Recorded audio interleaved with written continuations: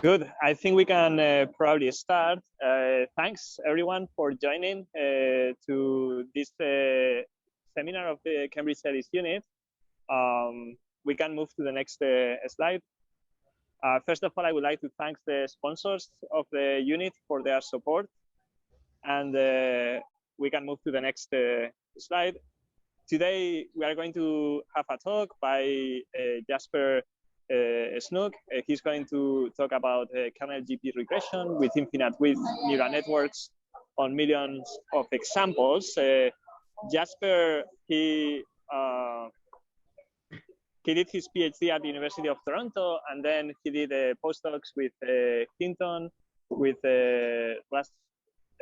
Rastan, and then with Ryan Adams in Harvard. And then he started his own company, which was acquired by Twitter. And after some time at Twitter, he moved to Google, and he's now a research scientist there. And thanks a lot, Jasper, for having you here. I think we can stop sharing these slides, and then you can share your screen. Let's see if it works. With the all right, fingers crossed. Okay, yeah, it works. You probably want to start. That works great. So yeah, you can start the presentation. Perfect. Who is everyone in this meeting? It's all faculty, students. Yeah, it's a combination of PhD students, postdocs, researchers. I think people from a different background, probably, with some reasonable machine learning experience, I would say. Okay, awesome. Does everyone know GPs, or? Most people will be familiar with them, yeah. Cool. You can always remind some of the basics during the presentation. Awesome. Well, thank you so very much for having me. I wish I could be there in person.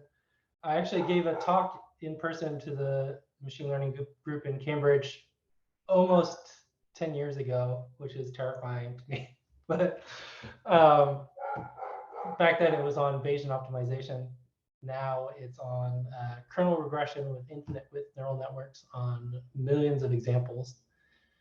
And this was a bit of a labor of love of mine and Ben Adlam, Jae-Hoon Lee, Shreyas, who I think some of you might know, and Zach Nato.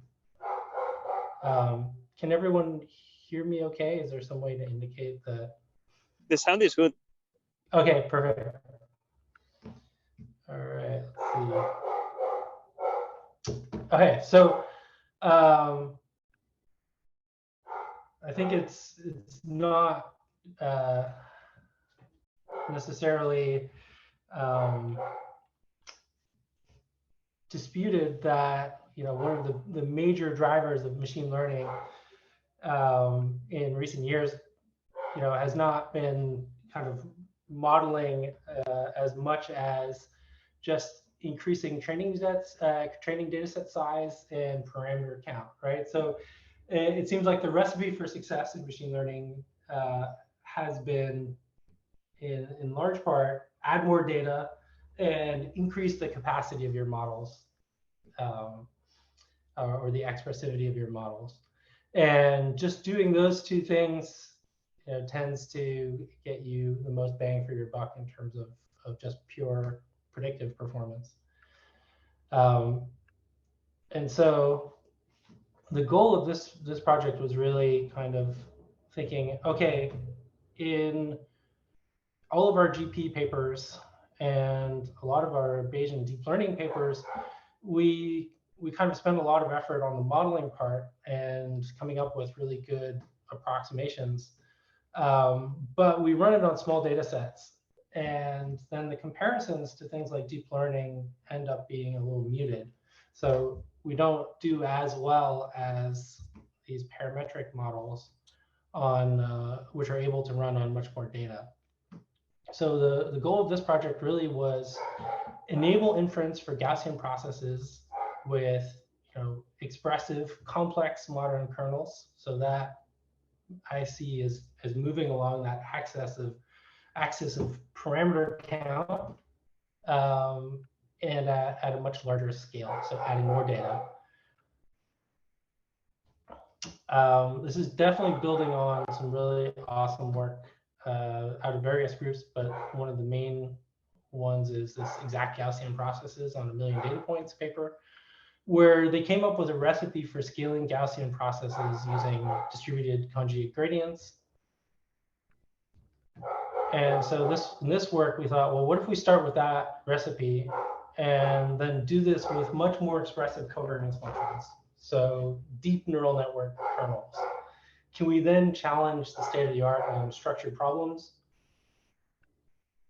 And of course, importantly, can we then get reasonable estimates of uncertainty and deal with things like noise better than these models can?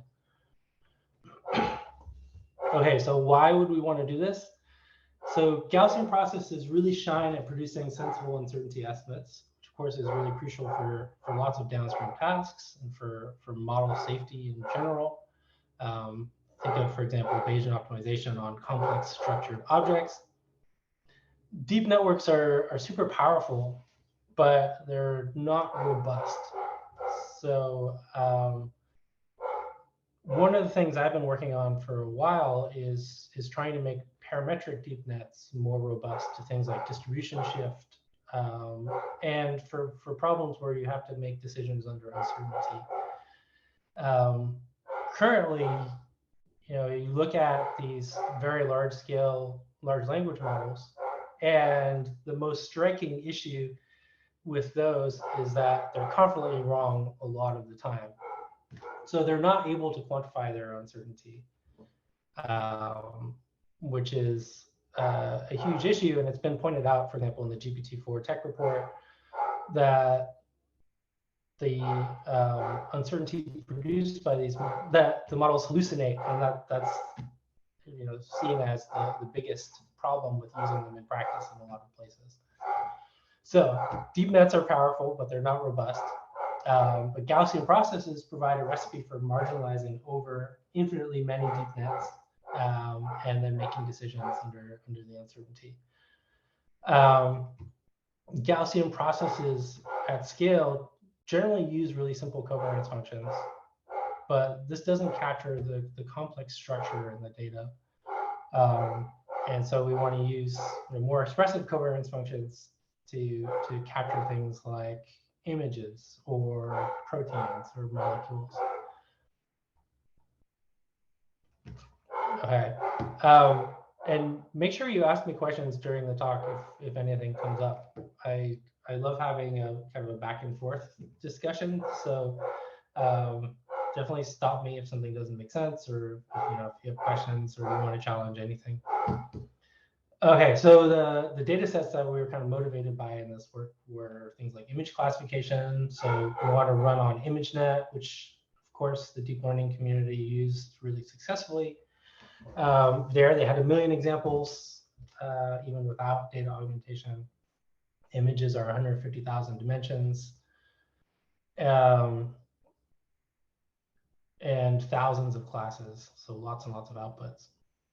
Then things like molecular data, which is graph structured, and you can potentially have millions of examples. And sequence data, so things like protein design and molecule design are really popular right now. I know Miguel has done a bunch of work in this area as well. I'm sure a bunch of you have. If we want to fit GPs to molecules, we need more expressive kernels than things like squared exponentials. Okay, so challenges common to these, lots of training examples. We can deal with that with an approximate linear solve using this distributed conjugate gradients from that big GPs on 1 million examples paper. We want to deal with unusual modalities, so complex kernels. We'll use complex kernels derived from infinite width neural nets. And then problems are high dimensional. So actually computing the kernels can be really expensive for things like images. So we want to do parallelized computation or approximations to these really expensive kernels. So actually, I think one of the most promising directions for GPs right now is going in the direction of approximating really expensive, really expressive kernels, like these neural net kernels, as well as doing things like variational inference to come up with a sparse kernel.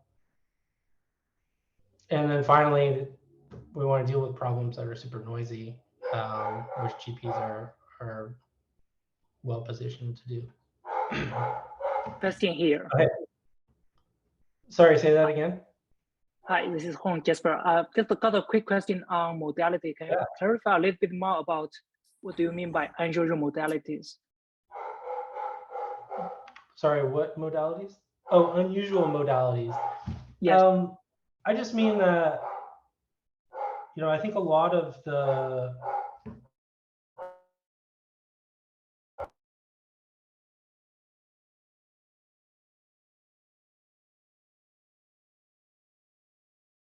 I think we've lost your audio, Jasper.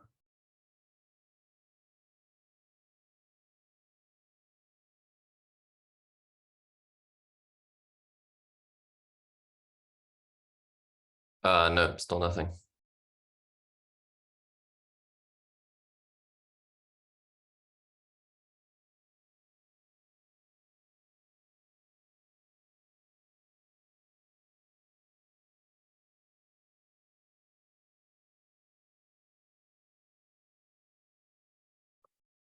No, still nothing. Weird. Oh, there we go. There we go. No. Oh, gone again. I heard weird. What? And what? I just heard what? Oh, okay. Okay, we're back. We're back. All right, let's hope that it just works now. Okay. Sorry, Hong and everyone. Yeah, so I guess I was saying, a lot of the success of deep learning has been applying fairly vanilla models or fairly black box models to problems with very structured data.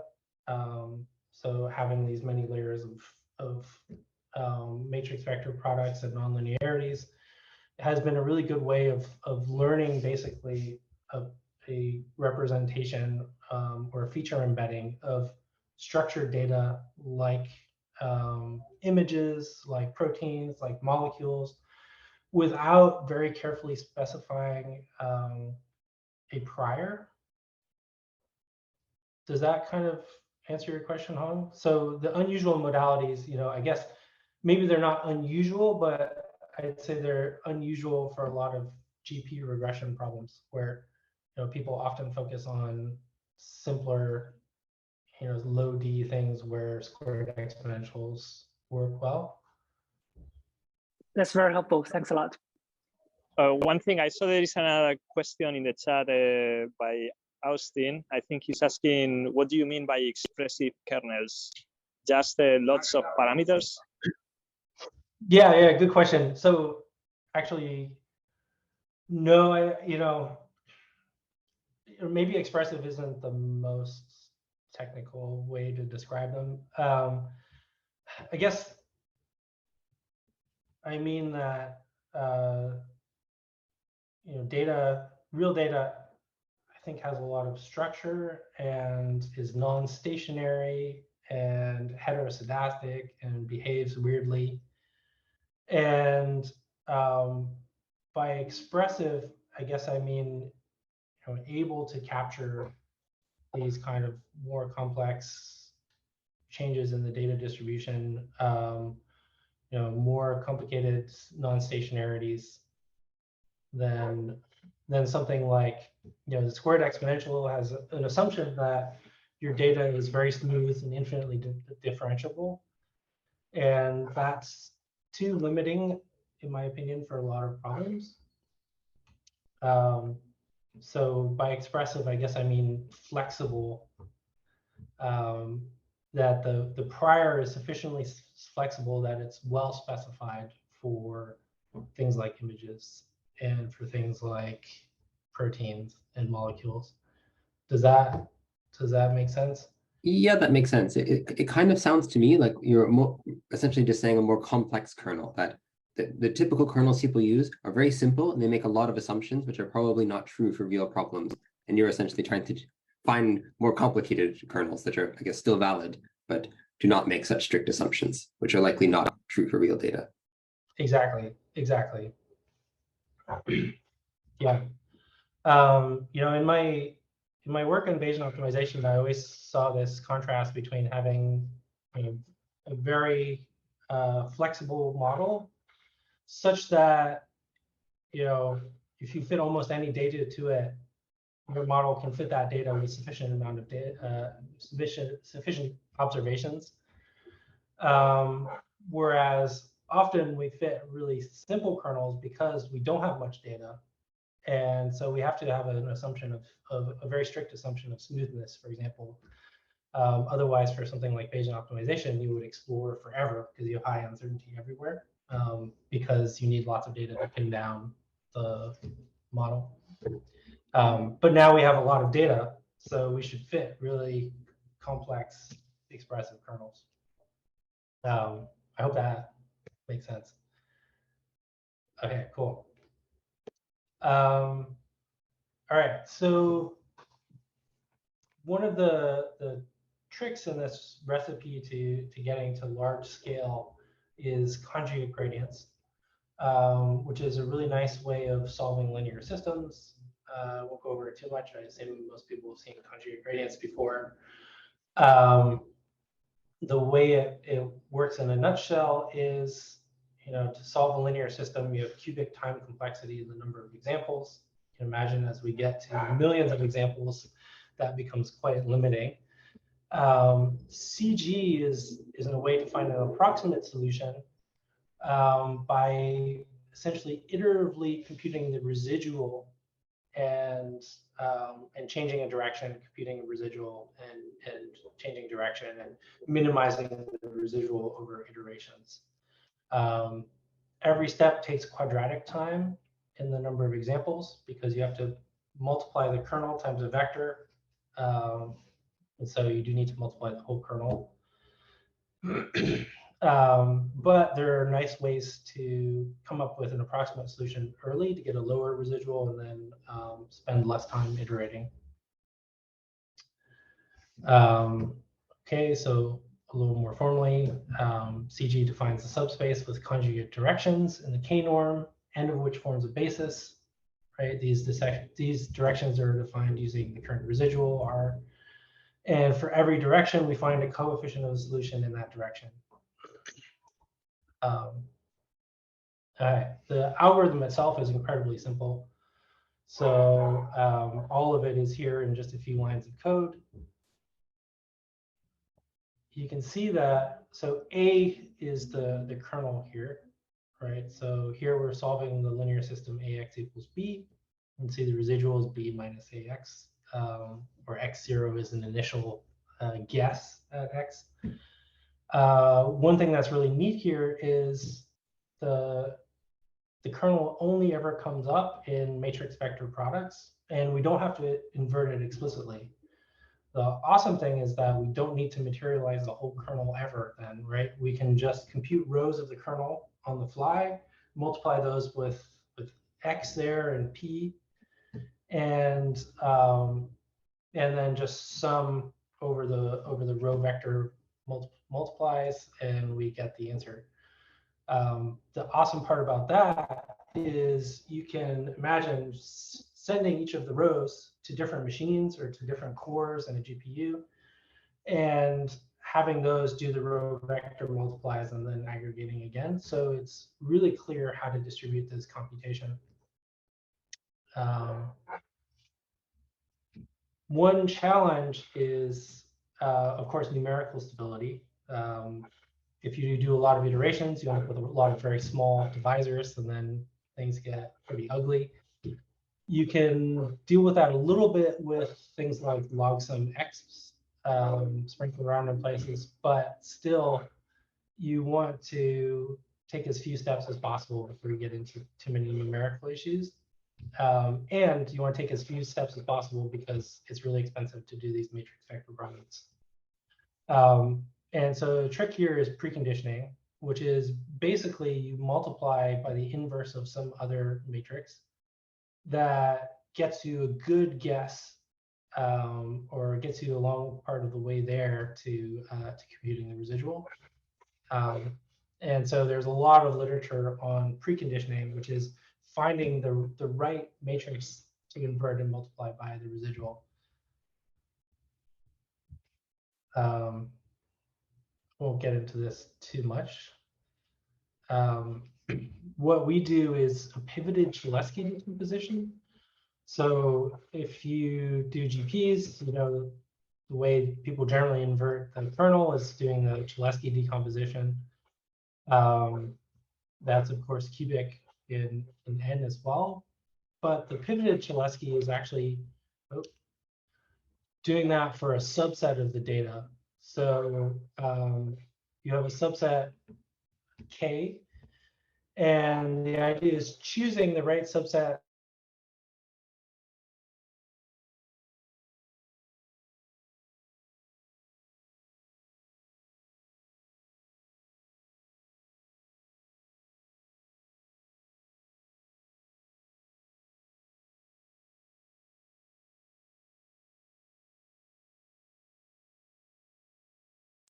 Seems we've lost you, Jasper.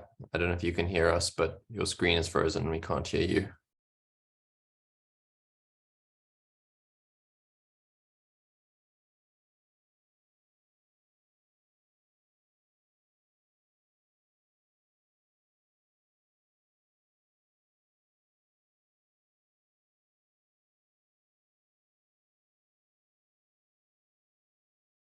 lots of examples. Now, that's worked really well on a lot of data modalities. Radford Neal in his PhD thesis had this really nice result, right, where he showed that. Jasper, one Yes. second. We lost you for 1 minute or so. Oh, no. Okay. And you're back. So I don't know if you could go back maybe. Yeah, 1 minute or so. That's fine. I think you were talking about the preconditioning and that you were using, I think, some approximation to the Cholesky decomposition. It's the lecture. Oh yes. Okay. It's from Sorry. So some guys giving a talk. yes. So the approximation. Can you hear me now? Okay, Miguel. Yeah, all good. Okay. Okay. Great. I'm sorry about this. I basically have to use the web interface because Google won't let us install Zoom. It's apparently a security risk of some kind. But anyway, bear with me, please. So yeah, so the preconditioner we use is a pivoted Cholesky.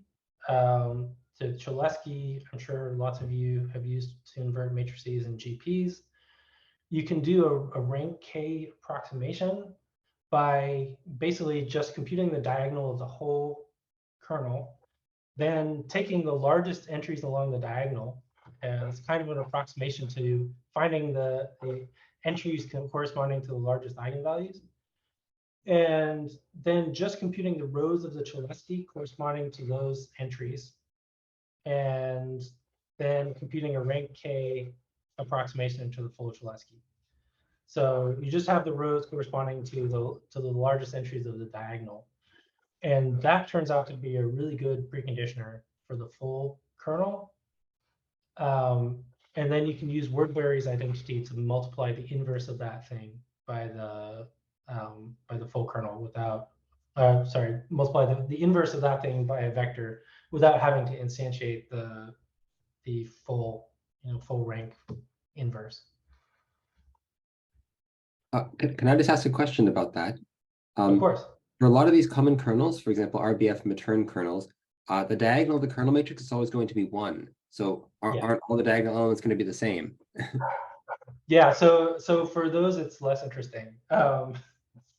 Yeah, so for the kernels we use, they're highly non-stationary, so the diagonal is not always 1. But yeah, then I think for RBF style, I think what they did in in the so for stationary kernels, where the diagonal is 1 everywhere.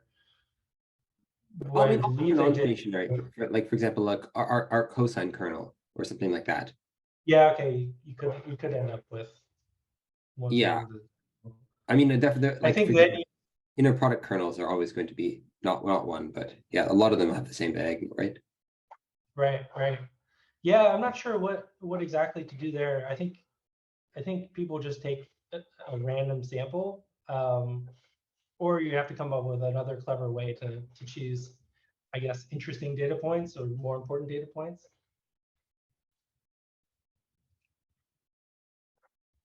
I don't know if that's satisfying, Austin, but that's my answer. Maybe that's something for further discussion later. Won't hold things up.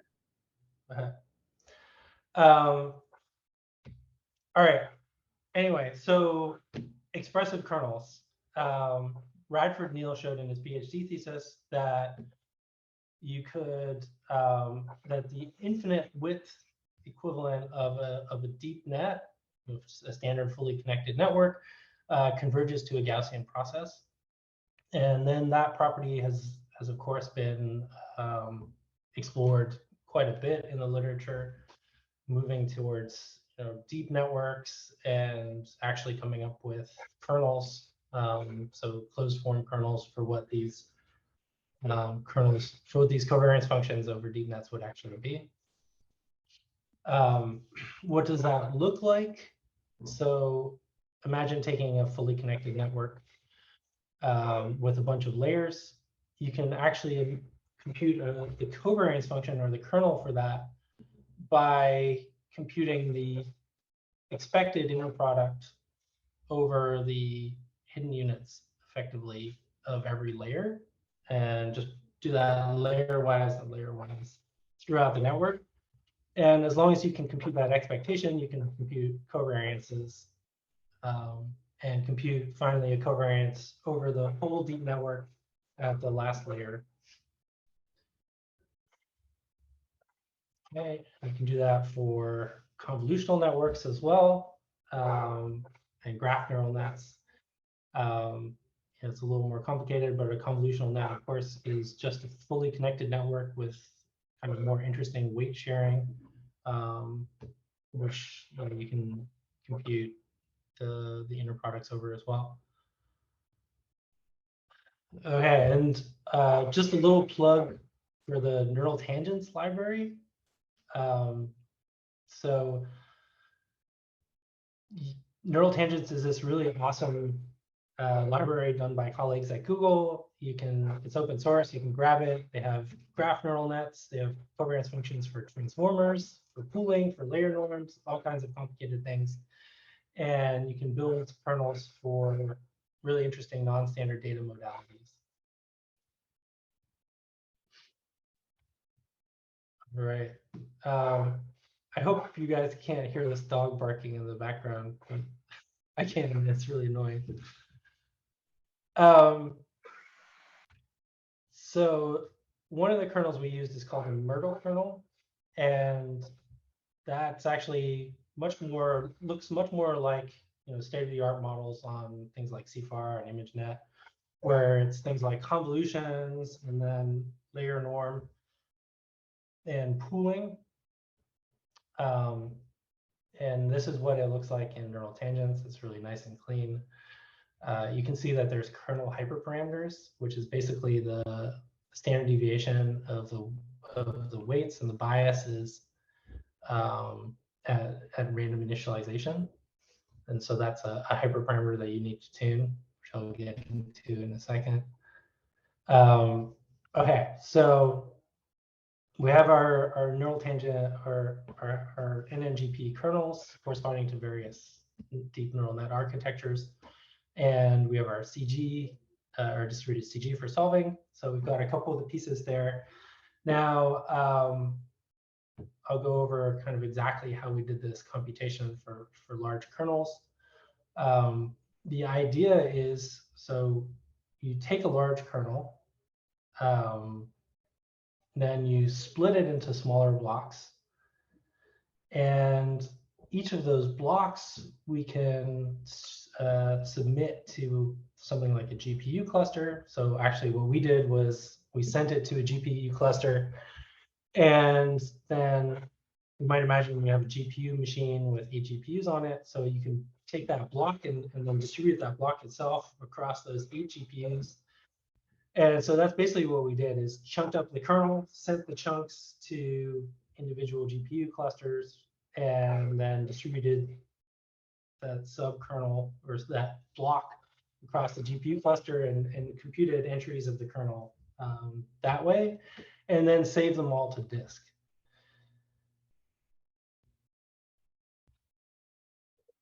Cool. So why is that a challenge? Well, so in the million examples paper, right, a float 64, that's a kernel that's 1 million by 1 million is 8 terabytes. But a 5 million by 5 million is 200 terabytes. So the quadratic memory requirement does really creep up on you here, right? Carrying around 200 terabytes of data is not easy. Of course, you know, storing the kernel in memory is impossible, because you're not going to find a machine with 200 terabytes of RAM. And so a lot of this project was actually dealing with I/O, right? So dealing with reading in a distributed fashion from the kernel from lots of blocks of memory, and distributing it across lots of machines, and then having the machines do the individual matrix vector products or block vector products, and then aggregating that together. Okay, so what did we do with this? We computed scaling laws. So scaling laws are something that's been really popular in the deep learning literature, kind of showing that the runway that you have in terms of, if you extrapolate, how much better can you do just by adding more data? And so we did this for different amounts of data and for different kernel functions. We looked at CFAR10 because that was a popular deep learning benchmark, and we used data augmentation. So CFAR10, I think, is 60,000 examples, 50,000, and 10,000 test examples. And we basically scaled that up to 5 million examples using data augmentation, and looked at what is, how much better do our kernels get as we add more and more data? Do they get saturated, or do they keep getting better? And kind of the hope is, can we then compete with deep learning methods just by adding more and more data? So, you know, is there something magical to those parametric models, or do kernels do just as well? And then, of course, we explored molecules and proteins.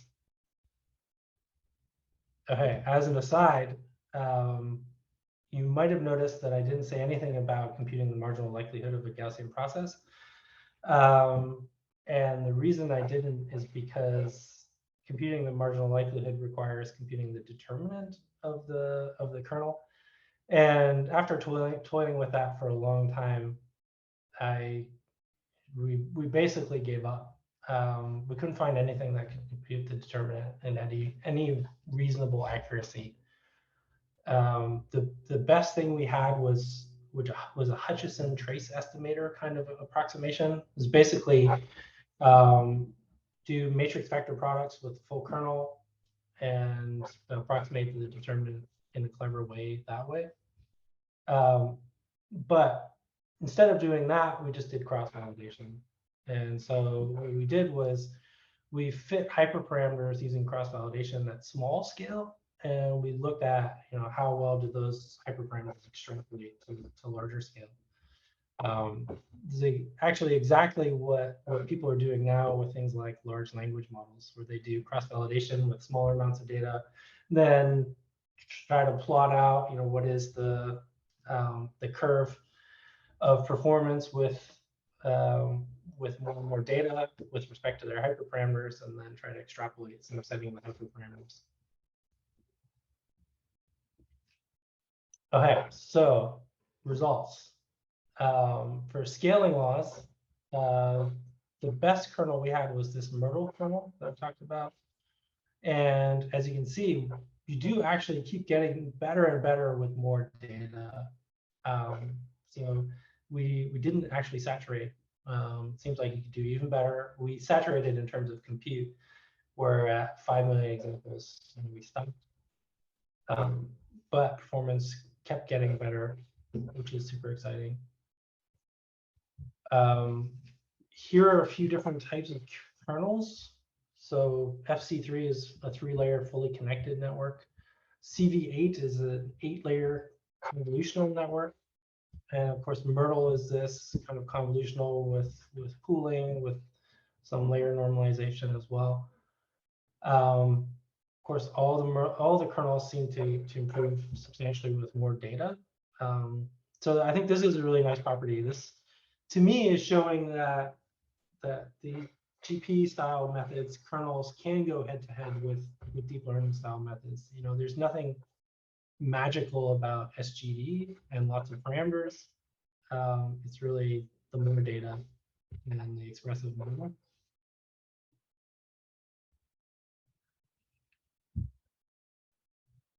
I think from a Bayesian perspective, data augmentation is fascinating. I won't get into that too much, but you know, it's kind of inherently non-Bayesian to do data augmentation and add that to your data set. But interestingly, you know, it does seem to help. And for some of these kernels, it's basically equivalent to adding more data, which is interesting. So here you can see on the x-axis, data augmentation less than 1 is a subset of the data, and then greater than 1 is replicating the data by rotating it, translating it. So data augmentation is one of the recipes of deep learning that's made it do so well, particularly certainly with images. Okay, so you can see, right, that more data augmentation equals better performance. And so that seems like something worth drilling down as well on in Gaussian processes and kernels.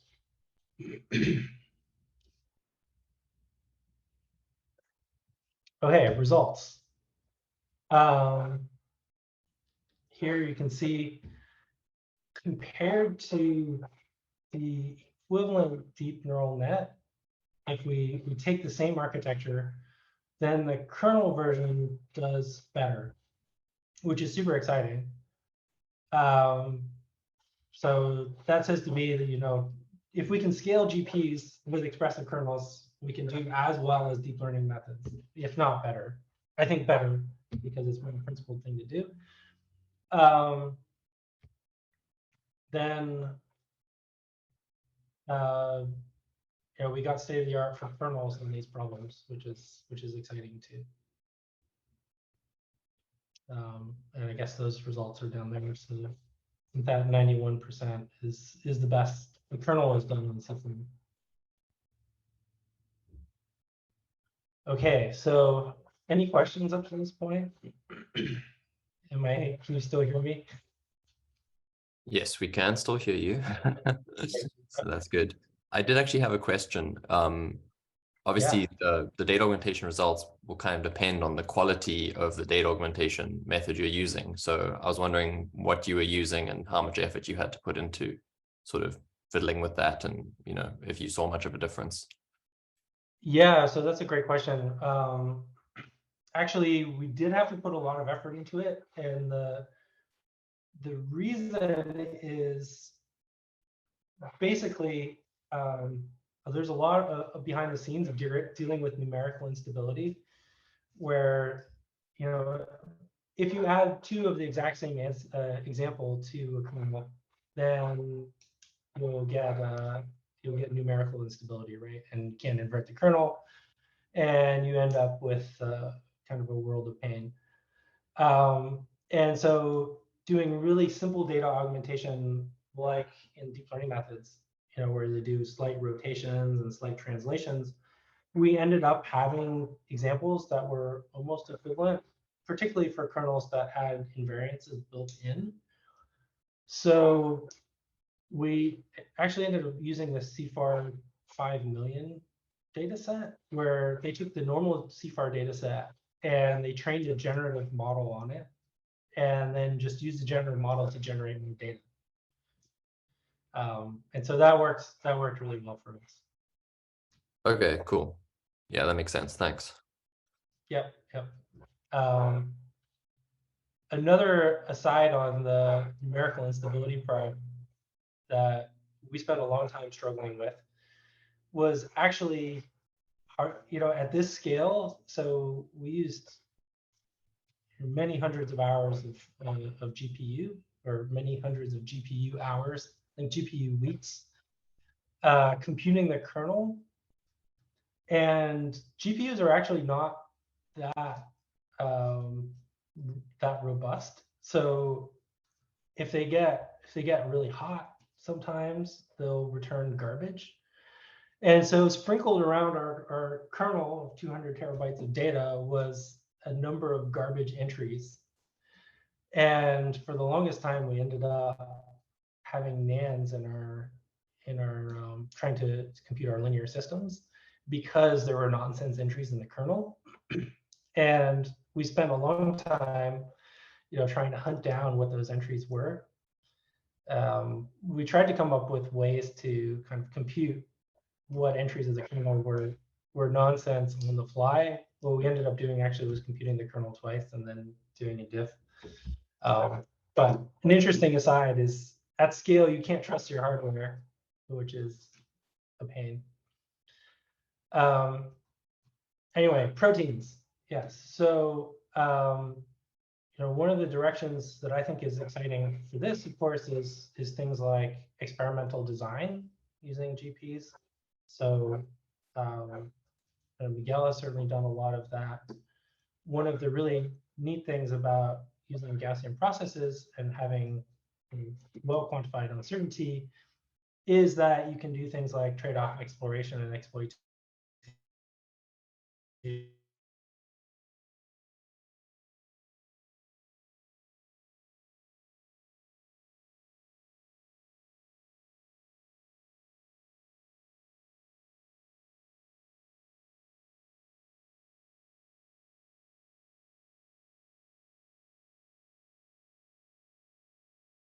I think we lost Jasper again. Yeah, seems like it.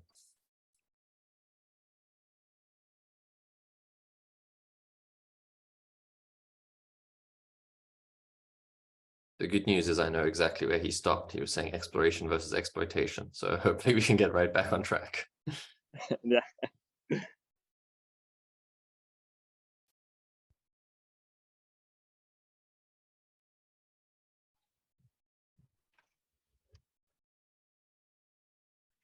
Can you hear me now? Yes, we can. Could you hear us complaining that we couldn't hear you? Yes, I can hear you fine. It's weird. It shuts off, but if I click on test mic, then it seems to come back. So I think I know how to fix it now. So just stop me as soon as I. Okay. Cool. So exploration versus exploitation. Exploration versus exploitation. Yes. Essentially, being able to quantify your uncertainty is really exciting, in my opinion, for things like experimental design. Which I know Miguel and his group have done a lot of.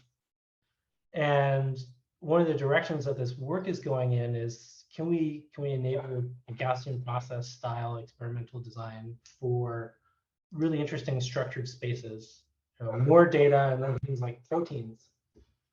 And so this benchmark is AAV, is protein function prediction for targeted gene therapy. You could imagine why that would be important for something like Bayesian optimization and exciting. It's 300,000 examples, and this actually, I believe we got state of the art compared to all deep learning methods as well.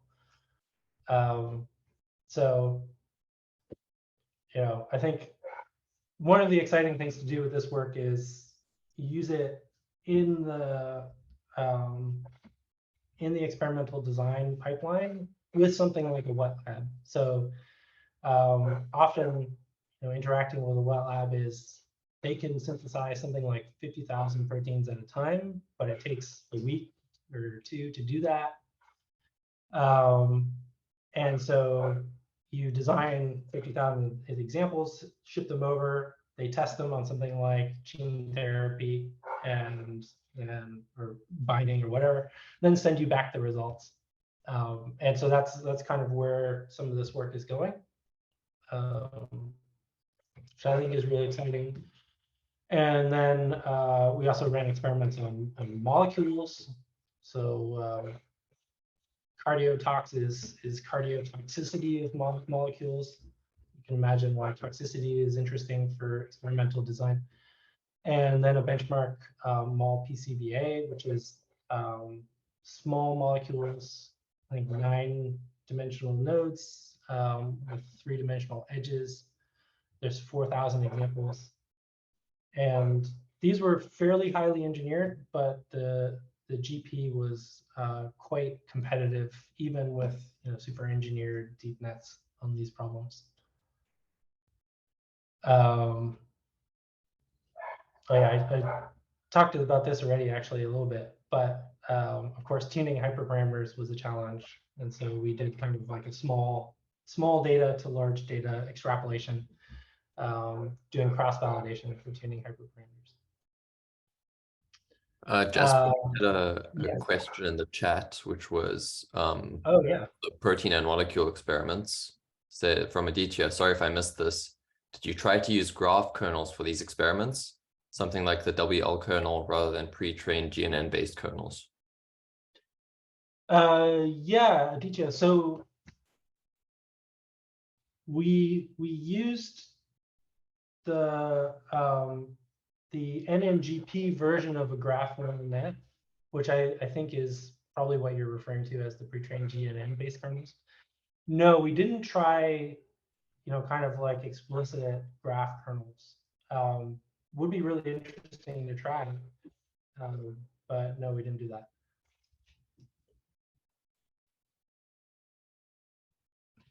Cool, awesome. Yes, okay, so I think I have something like 8 minutes left, so I'm almost done. So far, I've kind of glossed over, I've said GPs a bunch of times, but if you're paying attention, you probably see that I haven't ever actually computed the posterior of this GP or the likelihood or things like variances. And that's because getting the posterior variance is really expensive and challenging. It's something that we thought a lot about and we haven't managed to do satisfyingly yet. However, we have been able to sample from the posterior.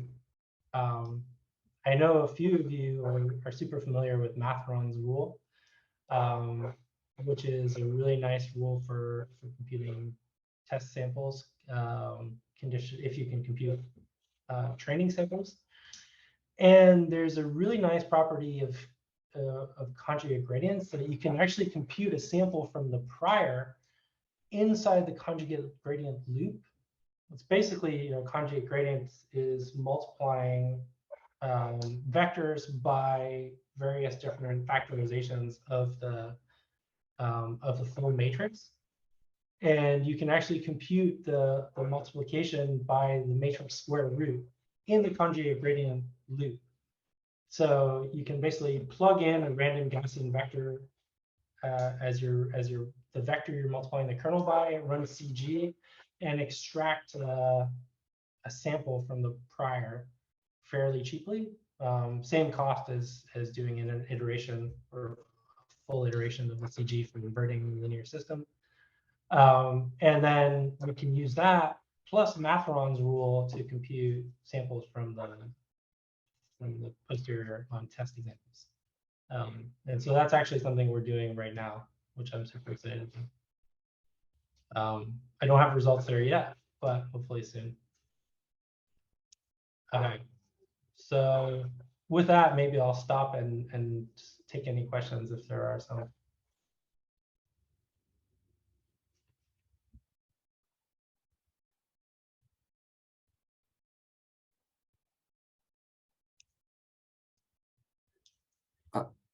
Thanks for the talk, Jasper. I mean, I have a question just about the prospective usage of this stuff. I guess you focus a lot on effectively inverting the kernel matrix, right? And I guess which is n cubed time, and you've done all this stuff of distributing it to different hardware devices. But I guess you'd like to be able to deploy this, say, in Baseopt reasonably quickly. In principle, since you only need to evaluate the GP, it's at most n squared. Is that something that you think you also needs a lot of sort of fancy distributed evaluation, or could that be, say, done, I don't know, on either one computer or one cluster for a large data set? Yeah, great question. So, evaluation, right? I guess you do one matrix vector product. If you're computing the mean, if you want to compute variances, or do Thompson sampling, right? Then you can do this Matheron's rule trick. I think then you still need to do iterations of CG. And so then you still end up having to do this kind of distributed CG thing. I bet there's ways to approximate the kernel once you have it that are fairly satisfying, but we haven't really done that. So yeah, I guess the answer is, unfortunately, still a lot of computation to do prediction on test examples, but less, at least, than doing things like hyperparameter tuning. I guess I pointed out the scenario where you do something like designing proteins, because I think that's a perfect situation for this, where you can spend a week computing test predictions, or you can spend a few days, because something like synthesizing proteins is so expensive that you can spend a lot of time doing it. I know there's another question that's related. Can you find or prioritize sparser kernels? Yeah, so we did things like taking random subsets and Nystrom approximations, but they didn't do as well. I personally think stochastic variational inference with GPs, sparse GPs, is the way to go eventually. It's just computing gradients through this whole kernel was a non-starter, because computing the kernel is so expensive that we couldn't get variational inference to work well, or we just couldn't get it to work. It was computationally too intense. So I said briefly earlier, sketching methods or approximating the kernel computation, I think, is really promising, or I think is a direction people should go in. So I think both doing variational inference to approximate the kernel, finding a subset of data to approximate the kernel, is the direction we should go in, but also approximating the computation of the kernel itself. So these really expressive kernels in cheaper ways. I hope that answers that question. Other questions? I have one more question, and my question is about the prediction cost, because as I understand, then whenever you want to make prediction for a new data point, you may have to go through all your previous data points and compute this kernel, and then that can be quite expensive in the very large scale regime. And I don't know if you thought about maybe ways to address that, or I don't know. It's if you have any thoughts on maybe what happens if maybe prediction time is important. Yeah. So I guess that was also Austin's question, or very related. Yes. So we didn't do that, but somebody should. But yeah, how do you approximate the computation here? I think maybe something like a tree GP, or doing nearest neighbors to get the kind of the portion of the kernel that's closest to, or the set of examples that have the highest covariance with a test example, might be a promising way to go. again, these kernels are super non-stationary. So things like kitchen sinks or random Fourier basis functions don't work. But I think something like maybe a tree GP, can both capture the non-stationarity and really help with the computational burden. Thanks.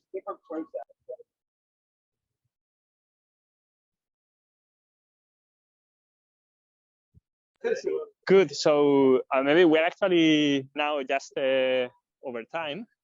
So thanks a lot, Jasper, for joining this seminar, and looking forward to see you maybe in some conference or event in the future. Thanks everyone also for joining.